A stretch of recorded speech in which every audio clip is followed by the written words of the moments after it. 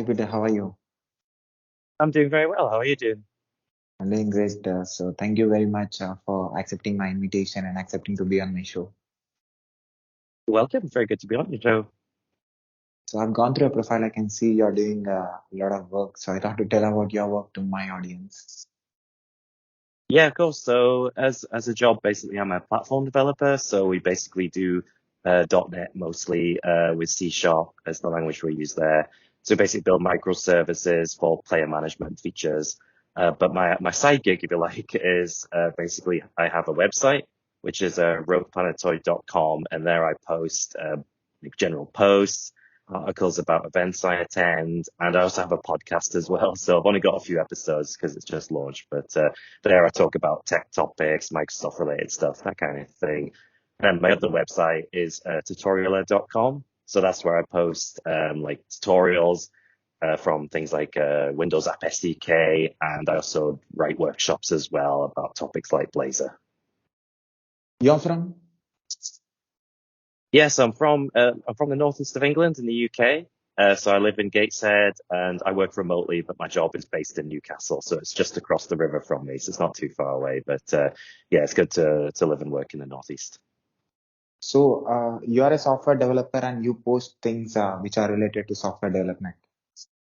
I do, yes, yes. So I post a lot of general articles on my website. I also attend a lot of events in the Northeast. We have quite a few user groups here in the Northeast of England, and I attend many of those, and I write about them on my website. So that's from other speakers as well, because I speak at those kind of events myself. But I also write about what other people are talking about, just generally interested in what's going on. In fact, there was a conference just yesterday that I was at called Thinking Digital, which is one of the largest sort of tech conferences in the UK, and that's just in Gateshead in my hometown. So that was really great to be there yesterday, and I of course wrote all about that on my website. I can see before this you have done different works. Can you share that? Yeah, I've kind of had this sort of a wide and varied career, as one might say. My first sort of job was when I was at uni. It was a placement job, so I worked over in Germany, and I did some development there. Did some Java development back then, and a few other things. Even wrote a little website for the team there. Then sort of my next major gig was like initially it was part time. It was working for an online secondhand bookstore. So basically, it was kind of like, Amazon Marketplace where people could sell their books online. It was basically a way of people could recycle their books, and I was brought in as the only developer. So that was quite a challenge to basically bring the website to .NET. That was really, really cool. The next job I had after that was actually I got something through an event. I was presenting at an event and talking about something I'd been working on, and a guy came up to me and said, "Hey, that's really cool, Peter. Do you want to come to a meeting in like next week and talk about what you're doing, and we see if we've got a place for you here?" And I literally went to that meeting, and they're like, "Right, uh, here's a job for you," basically. So that was really good. So that was working on like digital signage solutions in venues, so basically showing content on the screen, and I helped develop the early version of their technology, which basically showed static content, so no like offers and things like that. And that was actually using WPF in ASP.NET, which, if anyone knows, those things don't normally go together. But I figured out how to get it to work. So, and then the next few jobs were basically working in different sectors. I've worked in like the utility sector, developing solutions there. And I've also worked in the online gaming sector on the platform side, and that's what I currently do as well. So I've kind of stuck with that with a couple of things in between, but it's always kind of been .NET related. That's been my main passion. So how much experience you have? Yeah, so I've been working professionally for about over 20 years. So my first job was back that first one in the year 2000, and I basically followed .NET from its birth. .NET also came out around then as well, so it's nice to sort of see it go through. So that's sort of my professional experience. But as a personal developer, I actually started a lot sooner than that. I think it was 11 years old when I think I first started coding. So that was on the Commodore 64, if anyone remembers that. And I wrote BASIC on that. And then my next sort of big programming thing at home was when I got an old Toshiba T1200 laptop. So my dad rescued it from being thrown away into the rubbish. They were just throwing this computer away, and he's like, "This is perfectly good. I can take that home." For me, and I was able to use that, and I learned GW Basic, which is like another version of Basic, and just wrote a few applications from there.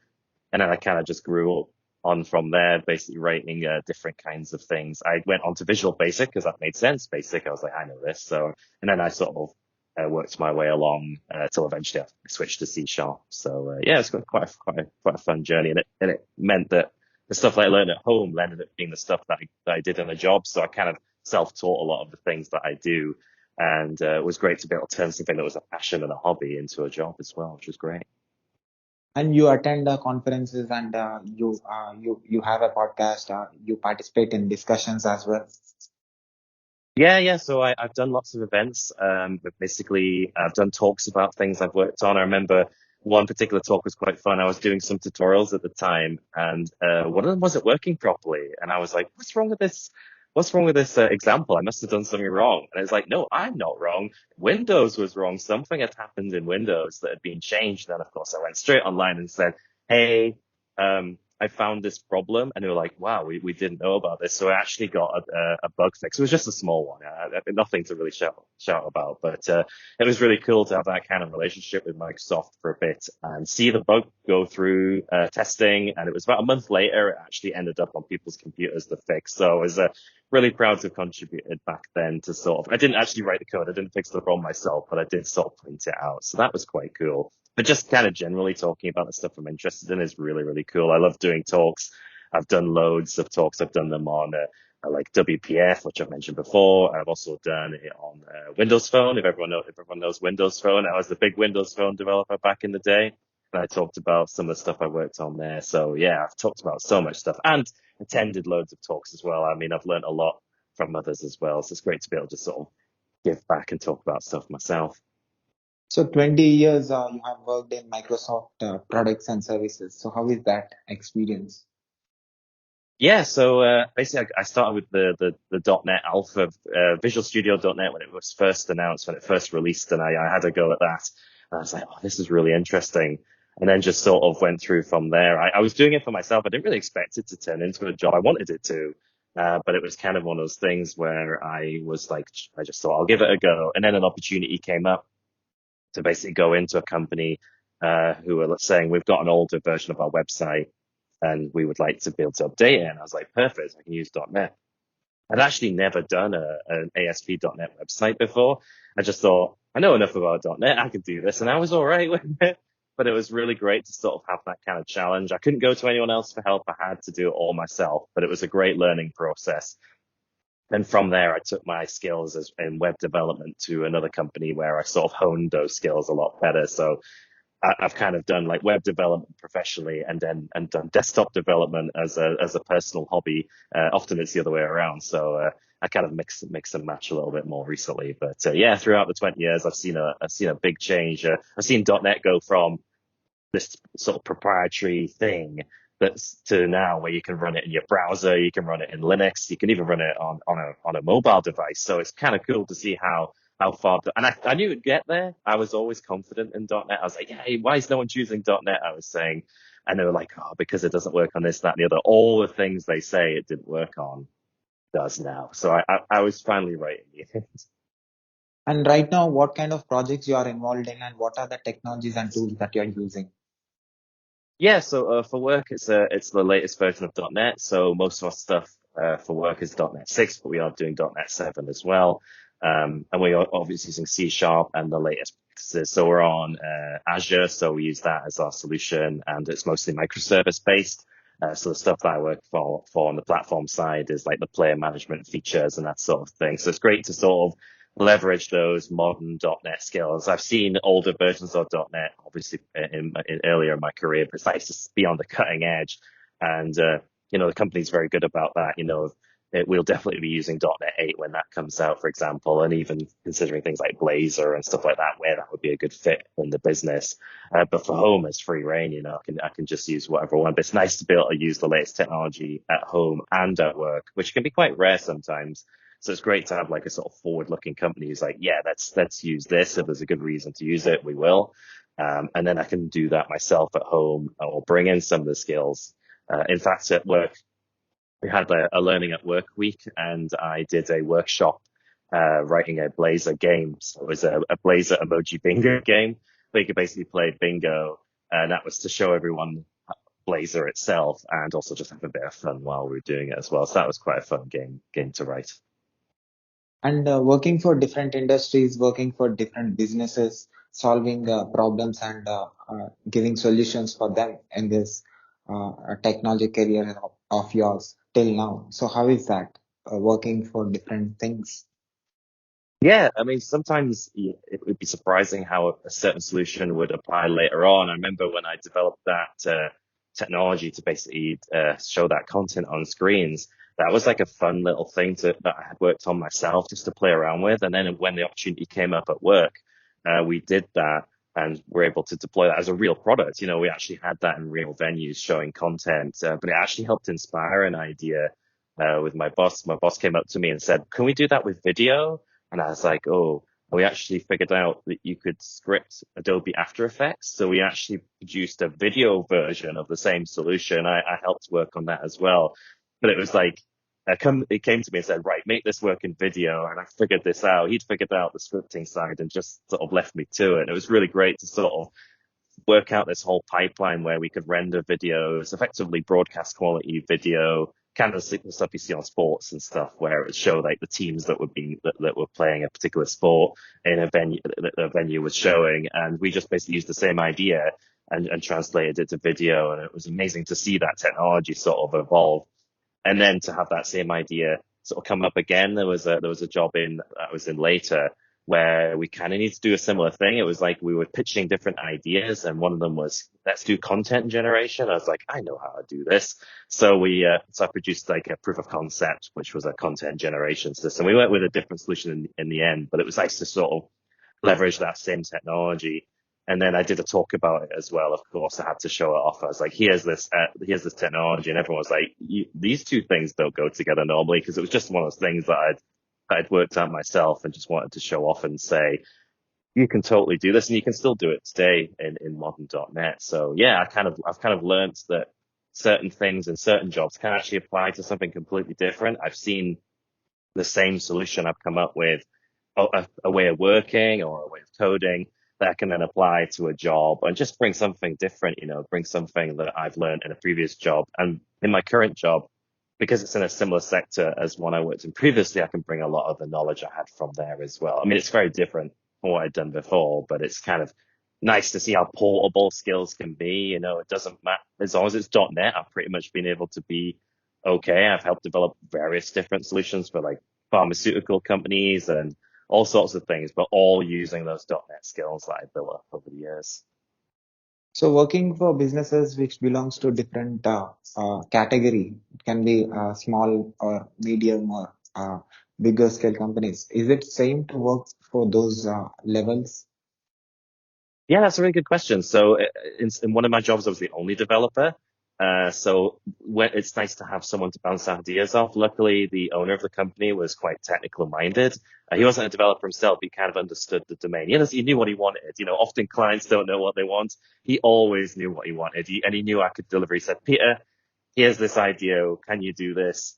So yeah, it's kind of nice to have that sort of, like sort of being able to bounce an idea off someone. So I've worked in various team sizes. I worked in a team of about 3 or 4, again, where I could talk to the other developers, but most of the team size has been varied. In my current company, there's about 4 or 5 of us in the team that I'm in, but we've also got multiple people in other teams as well. So we always talk.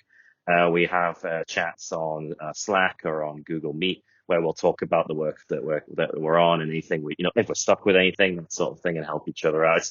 I've always liked to be like a mentor in companies. I kind of like to sort of share, because I've built up a lot of skills over the years. It's nice to be able to share that. So that's the kind of experience I've been able to bring. So in all the companies I've been in, I've tried to strive to be the person people can come to and say, Peter, how do you do this? That kind of thing. But I've also been the person who'll go, how do I do this? So it's always been a learning experience. So I've definitely found even though all the jobs have been very different, I've definitely found that there's a lot of transferable skills. And even if you're a developer of one or you're in a developer team of dozens, you can still get something from that experience, and you can go between them as well, which is really good. Technology is changing constantly, and change is constant in this industry. So how you are able to adopt yourself for the constant change that is happening in technology in this 20 years?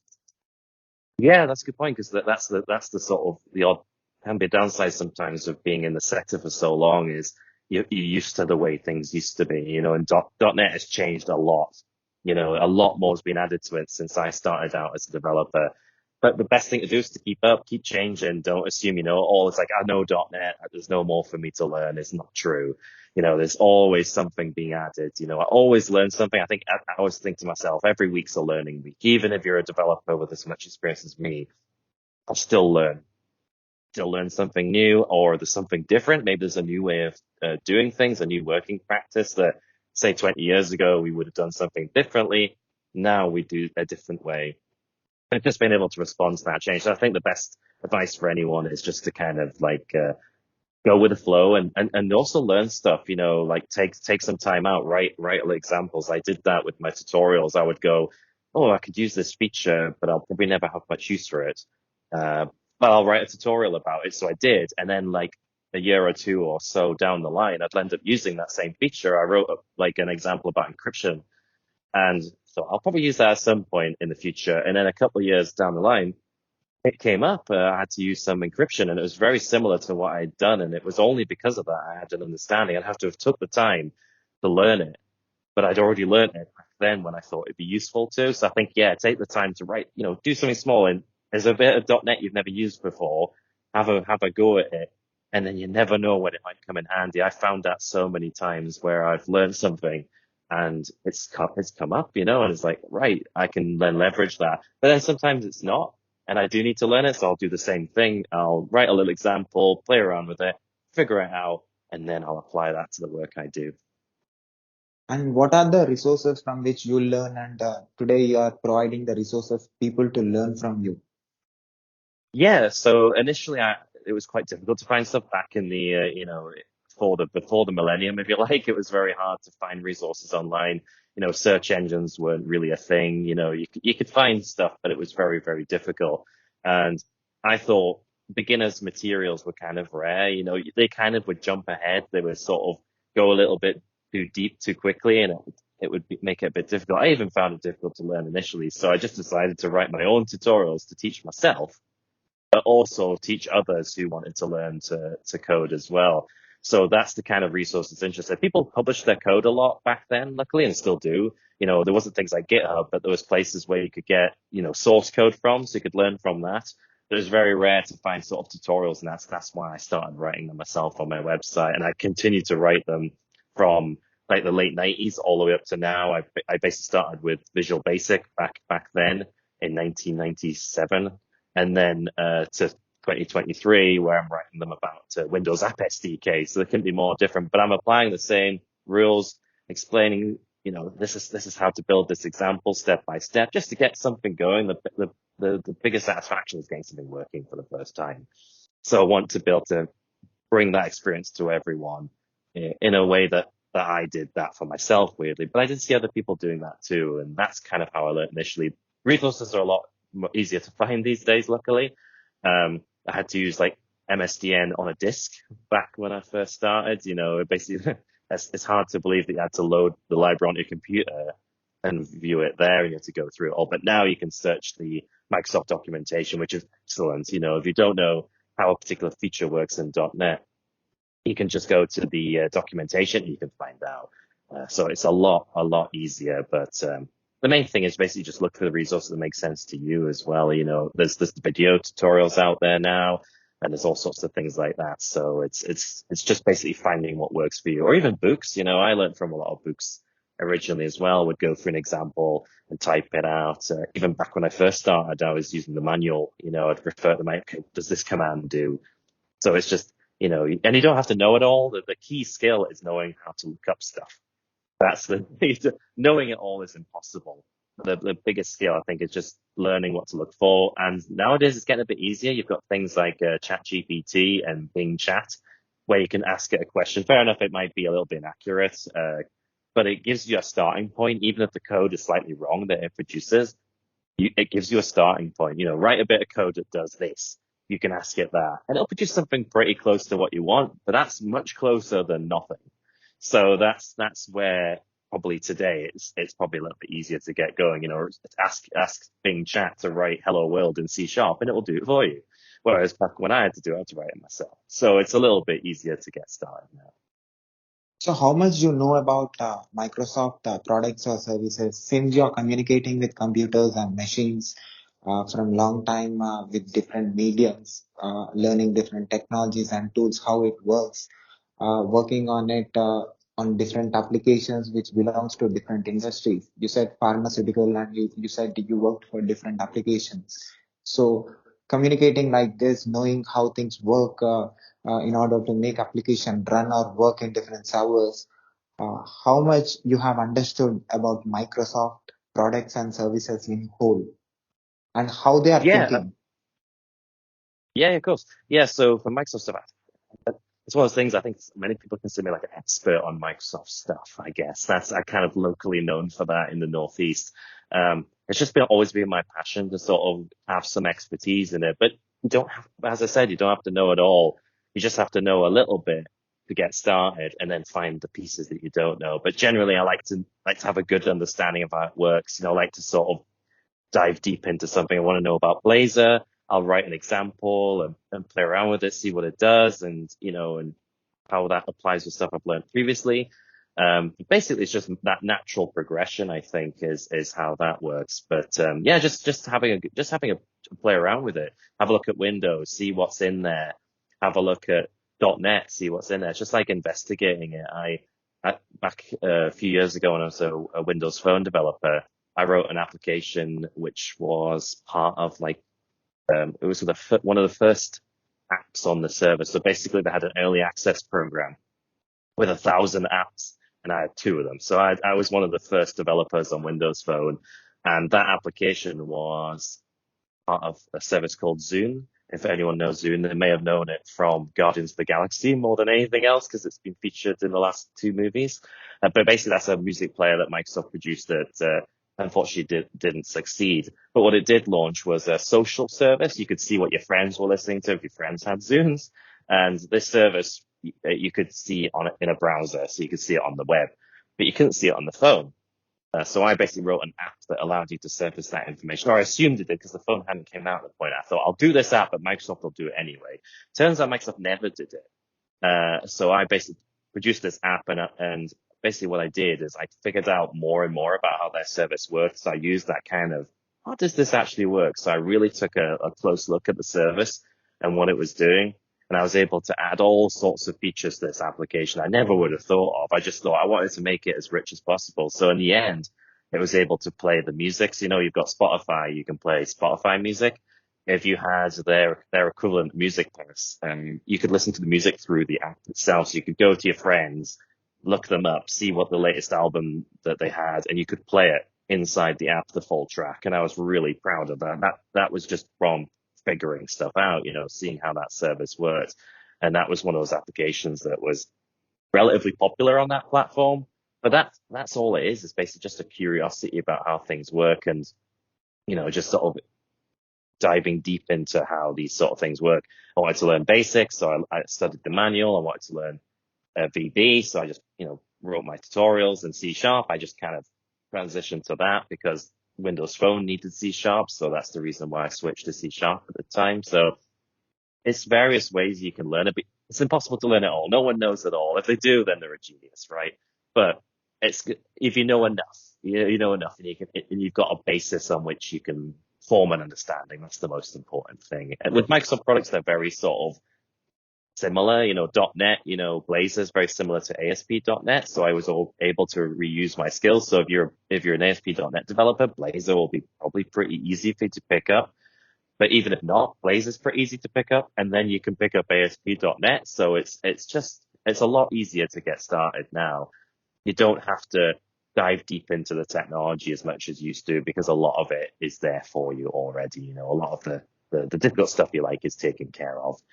Which was not the case when I first started. So it's basically just progressing that learning technique and seeing what you can find. That's why I do my tutorials and my presentations. I want to sort of highlight some of these technologies, and show them off to people, basically. So how you are able to manage the software development on one side, which is your full-time job, and you're creating content and you're helping somebody to learn from what you have learned. So how you are able to manage your time? Yeah, that's a really good question. So obviously 9 to 5 is it's the job. So I basically work on that. So that's why I'm working on the platform side and the team that I'm in. For my own projects, basically all the rest of the time. So not all of that time, but it depends on what things I'll doing. I might be working on a talk, so I'll spend some time on that. I usually like to spend a good few weeks or less on producing a talk. I'll have a particular topic in mind and I'll work on that. And then I'll just work on that in maybe the evenings and a little bit in the weekends, take my time on it. I also have like a monthly podcast. So I'll take some time to write that. Then I'll obviously record it and edit it and release it. The last episode I did, which was about Blazor, I actually recorded and edited and released that within a couple of days, which was a little bit tight for the deadline there, but it was just to see if that was possible. But generally, I like to have it done well in time. They're not very timely, so they don't have to be at a particular time. But it's just the best way to manage that sort of time is just find a couple of hours you want to work on something. And that's what I do. If I want to write a new tutorial, I'll spend a couple, I'll think about it. I'll write it up, then I'll write it in the form of a tutorial. Most of the ones I'm doing, luckily, are ones based on older ones. So I already have the idea. I just have to make it more modern. That makes it a little bit easier. But just taking the time when I can to work on these sort of things. For the workshop at work, I was able to do a lot of that at work. So that was quite handy because it was part of my job. But generally, it's just, taking that time, take a couple of hours here and there to work on my projects. And that's the same for everyone. That's what I'd say to anyone. You don't have to work 24/7. You can just, if you've got a couple of hours spare, maybe write a little example or write a little game or something like that. Just something to try some technology out. Maybe you've never used Blazor. Have a go at that or something else. But yeah, that's the way I manage it at the moment. I basically take a couple of hours here and there, and I'll work on something then. So how Microsoft products and services are helping other businesses to run their businesses? How their services are thinking, I mean, in the development of their services, how Microsoft is being creative about helping other businesses. Yeah, so Microsoft technology is basically definitely helping. In my current company, we're using Azure, so a lot of our services and other things are running on Azure. So we use like Azure Service Bus for messaging and other sorts of parts of Azure as well. So that really helps. Being able to leverage the power of the cloud basically is something that's really important in my current business, and it has been in previous businesses as well.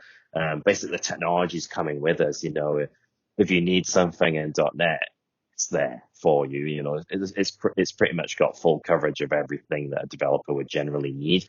If there's a specific platform it needs to run on, you're probably pretty much well covered there. So Microsoft are pretty good at delivering what we need. Visual Studio is an excellent development environment. I mean, it's something I've used since it started, since the Visual Studio actually first started with VB6. So I've been using it all. I've used every single version of Visual Studio pretty much that's come out, as well as every version of .NET. So I've seen that evolution, and the tooling is excellent. We've also got VS Code. So if you want to use that as well, that's a much smaller version of Visual Studio, and you can develop other things in that too. So it's kind of good to see these tools. And you can also develop third-party applications. There's things like the Uno platform. You can leverage Microsoft tooling to use that with, or there's Avalonia as well. So Microsoft tooling can kind of give you a bit of an edge there. There's also features like IntelliCode, which is like a cut down version of a GitHub Copilot, which basically just fills out some of the code for you. But then you've got things like GitHub Copilot, which will basically write the code for you, basically write a comment saying, write this particular feature, and it will produce that for you. And so there's that AI assistance is starting to come into the products as well in the last few months, and more of that will be coming in the future as well. So it just makes the developer's life a lot easier. The less sort of like minutiae stuff you have to do, the better. So that's where Microsoft really, really win with their stack. They're taking care of a lot of things for them, and they put a lot of effort into things like performance and usability and all those sort of things. It's usually a good choice pretty much no matter what you're doing. to use a Microsoft technology in some way or in some regard. But yeah, they put a lot of effort into the developer tooling, and it's always improving as well. They're adding things, even simple things like a spell checker. When you're writing your code, the worst thing you do is you tend to write a last name wrong or something. You spell it wrong, like authentication or something, and you don't notice. But now you can get the spell checker to say, so just simple additions like that are making a big difference. And just that it's always evolving. It's not standing still. If there's something that's not there, you can write a plugin or you can, or something like that. So it basically is something that continuously evolves. Even if Microsoft don't do it, there's nothing stopping another developer from adding some functionality to, say, Visual Studio that isn't already there. Are you able to give what a client wants with the technology skills that you have? I think so. I mean, in my current job, it's .NET microservices. So the .NET experience I've built up, I've been able to sort of deliver the solutions there. In like previous jobs, that's also been the case as well. It's usually finding what's the good fit. There was a particular client who had some particular requirements, and for that application, I made a particular technology choice that meant that they could not only do that, but they could also use a more mature technology in the future if they wanted. So they kind of like had to work on more versions of Windows than the current technologies use.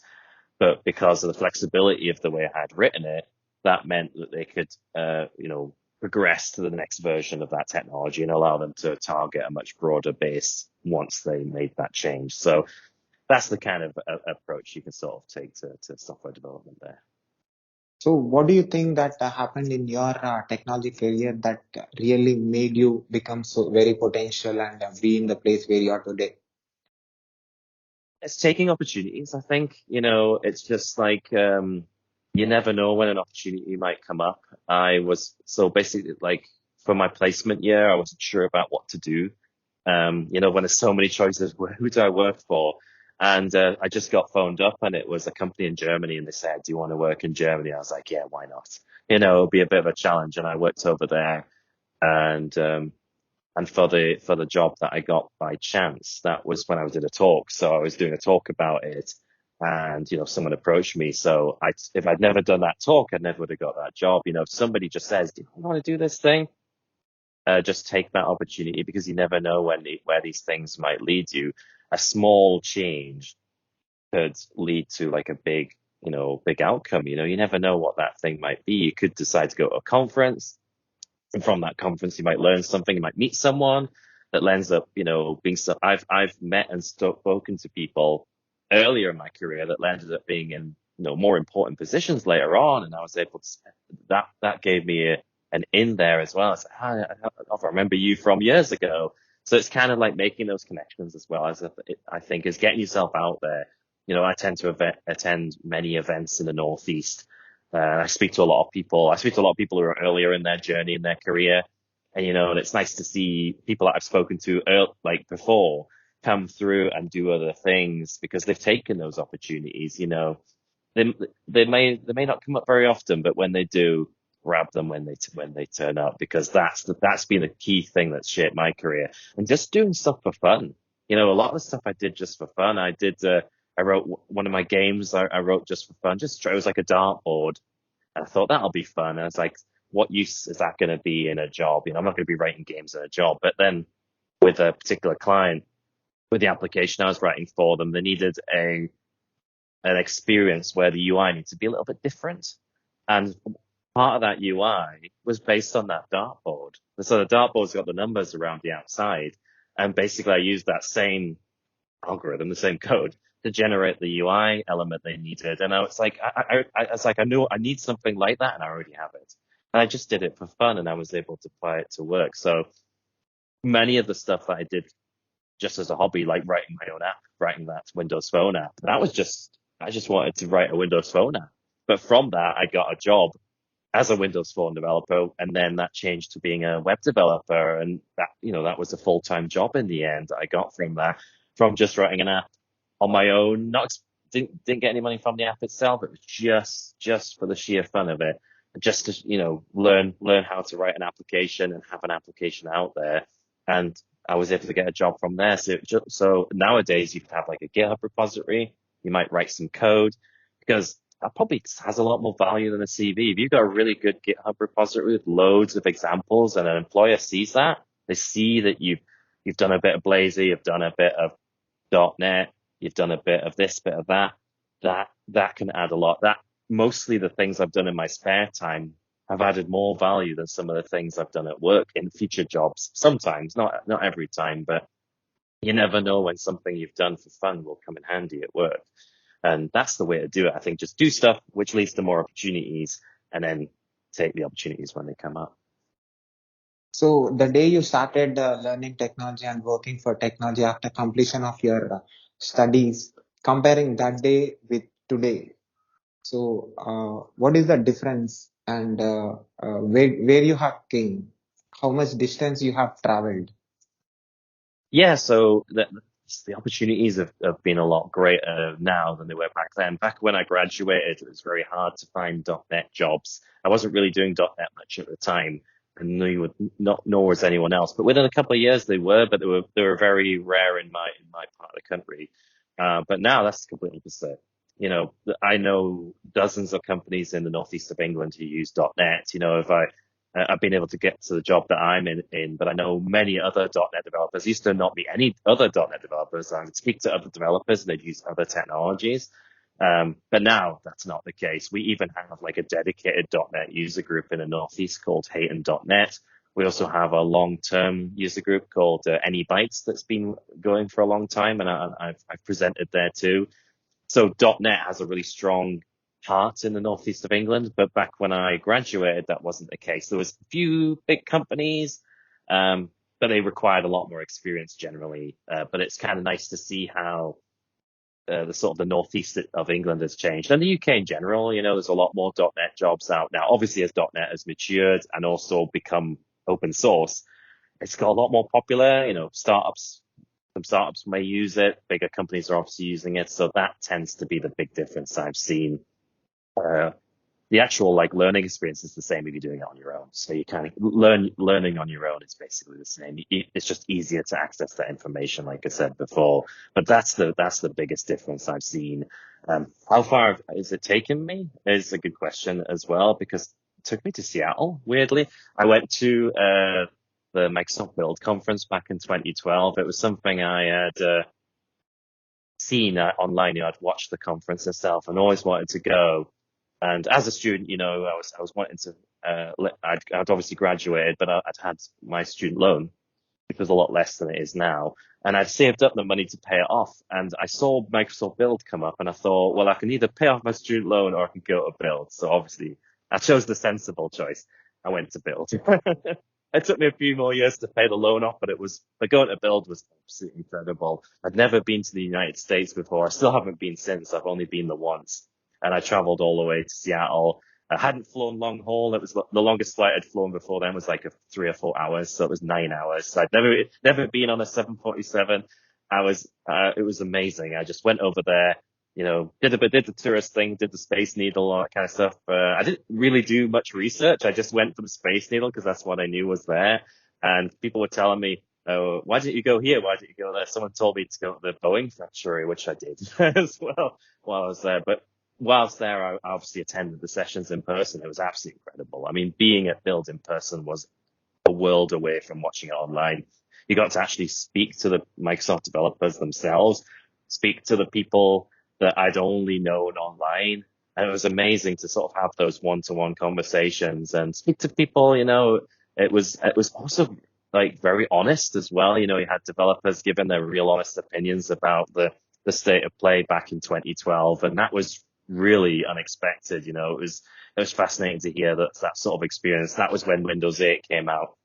The Windows 8 had a difficult development process, and it was good to see that there was some acknowledgement of that, but also that there was a vision for the future, which obviously we're in now.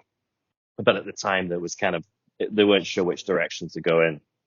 But it was really good to sort of get that sort of base and see other devs as well.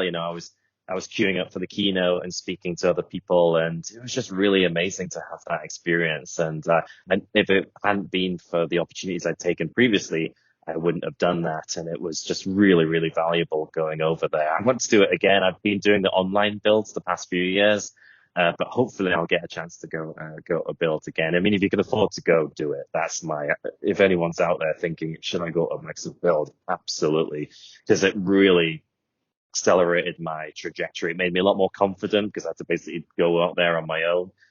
So that really helped with when I came back to do presentations and stuff. I was doing them before, but I wasn't as sort of articulate, I guess, as I was later. It just really boosted my confidence. If I can cope with going all the way to America, spending a few days there on my own, going to places and come back, then I can do anything. So it really accelerated my personal development. And of course, as a developer, it was amazing. I mean, being at Microsoft, their headquarters, it was something I had to stop myself. I stood in their HQ and it was like, I think it was probably sunrise because it was quite early in the morning.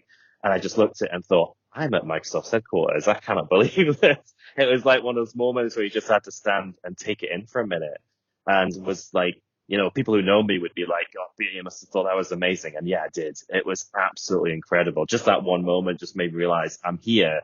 And, I could see the Xbox building. They weren't letting anywhere near it because there was a new Xbox in development, so we couldn't go anywhere near it because we might have seen it. But it's just amazing to be there. And they don't hold the Build conference at the Microsoft headquarters anymore. That was the last time they did it, was when I was there. But it was absolutely incredible. If you're an MVP, you can still go there. I think they have their summits there. But it was amazing, absolutely amazing. I think it was back to being in person again this year. They had it in the Seattle Convention Center, and that looked amazing as well. So yeah, just that from the opportunities I've taken, it took me all the way to America and beyond, basically. And what are your Microsoft achievements? That's a good one. So, I think that Zune application was a real big achievement for me. I had expected Microsoft to totally do this. So I was like, they will do this. They will bring what they called the Zune Social to Windows Phone. Because Windows Phone had Zune as well. Like, you could play the music. It has all the sort of playback features, like what you'd see in Spotify today. But it didn't have the social bits, didn't have any of the social bits. I just assumed that would come along. I launched and thought, yeah, they'll add this, because they were always updating the platform when it was out. It lasted a good few years, but every month that went by was another month that wasn't added, and they never did. They never added it, and I was really proud of that.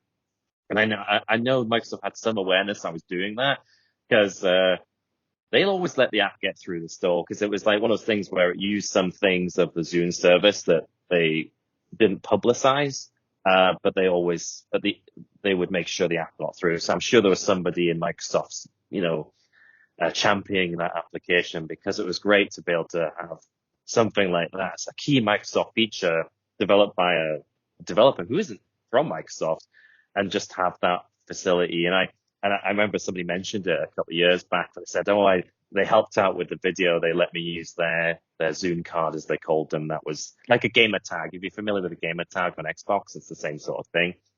And they mentioned it as well. And it was just great to sort of have that kind of impact. There was people all over the world.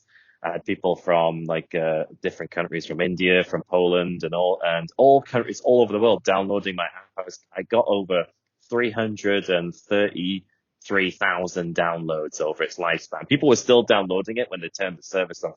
When Zune failed and they turned the service on, I was going to delist my app at the same amount of time, and there was still dozen or so people downloading it that week. And I was like, sorry, it doesn't work anymore. But I was really proud of that. That was really, really amazing.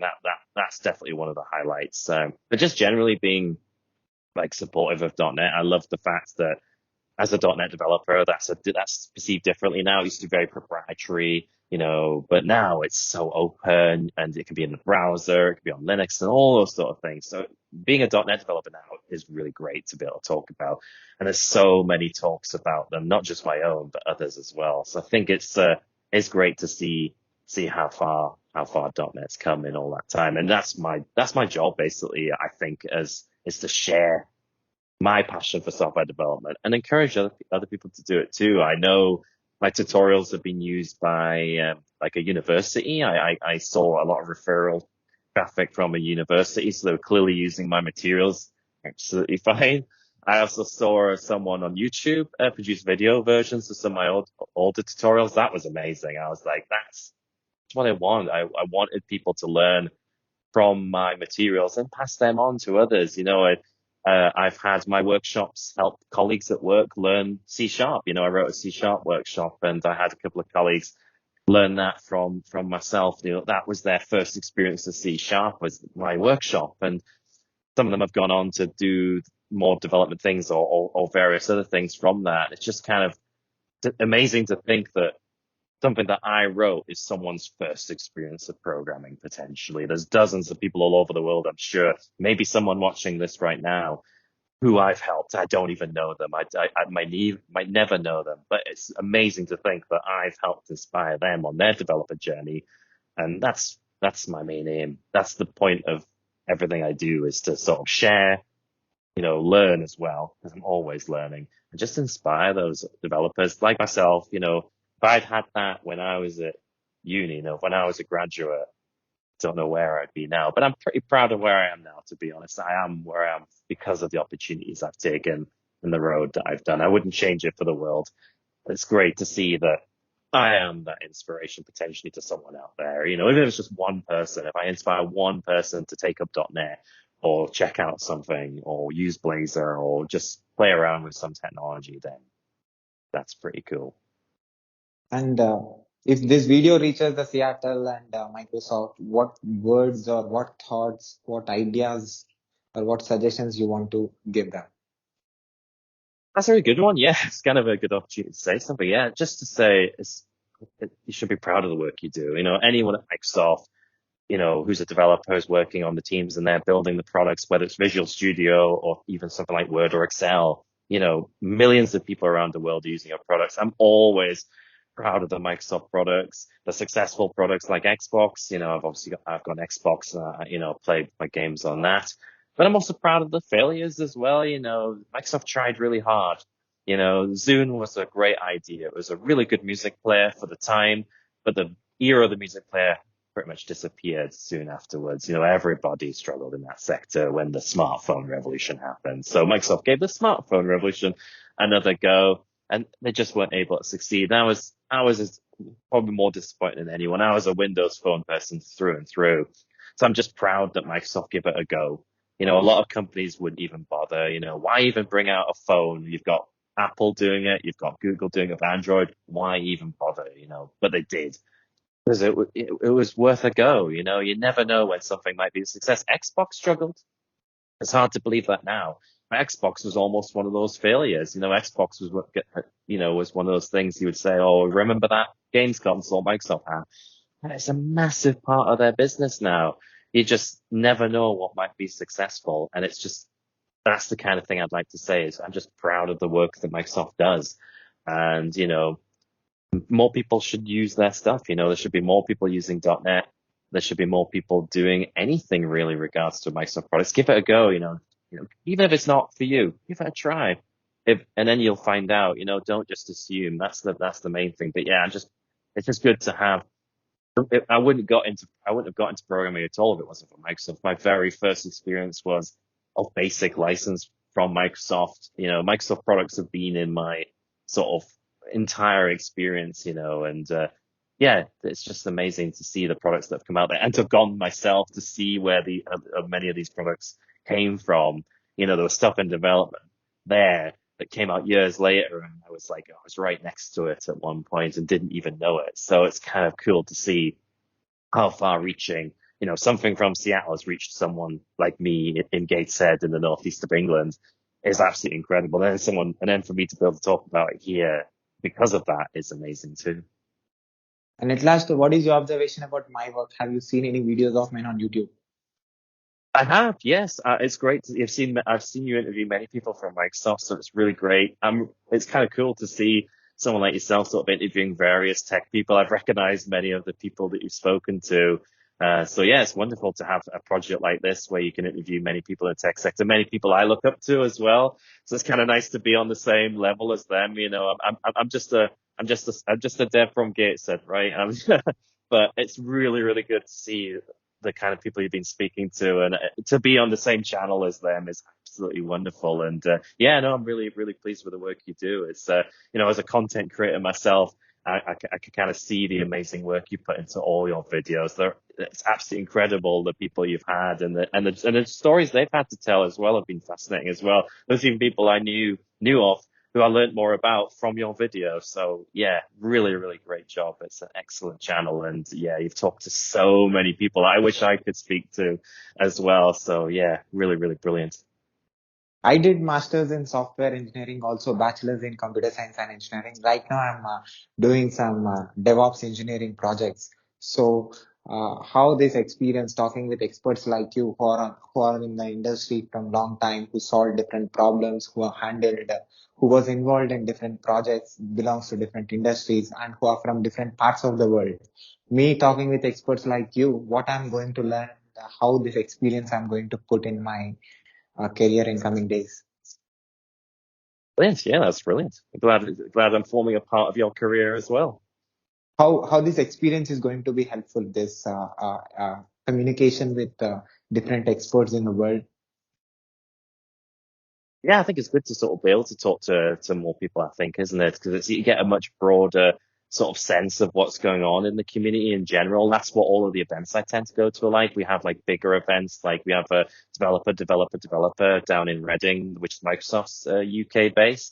And that's an opportunity where you can see some amazing, speakers, the kind of speakers that I aim to be like. You've got, people like Dylan Beattie, who's just an amazing speaker. He's just so fantastic. You could talk about anything. It's just fascinating.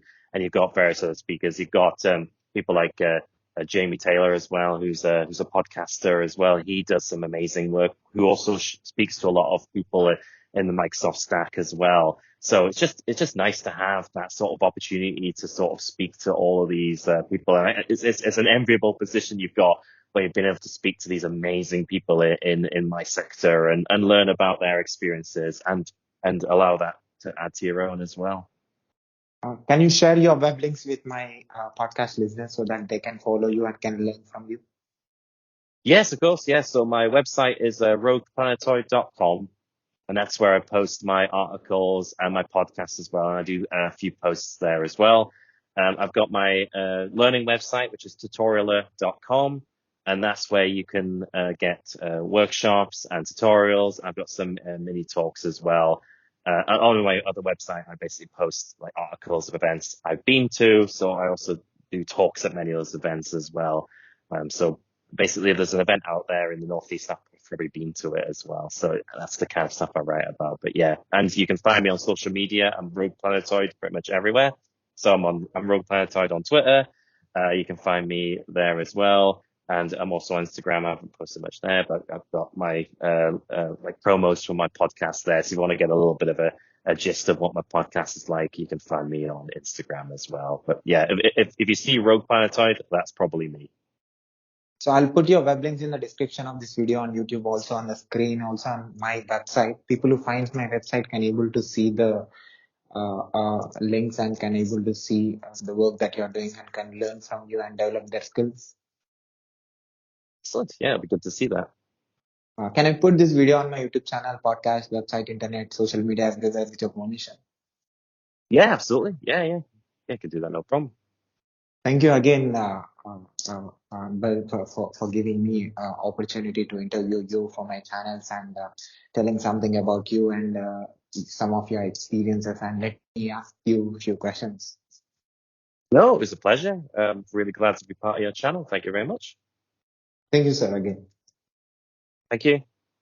Bye.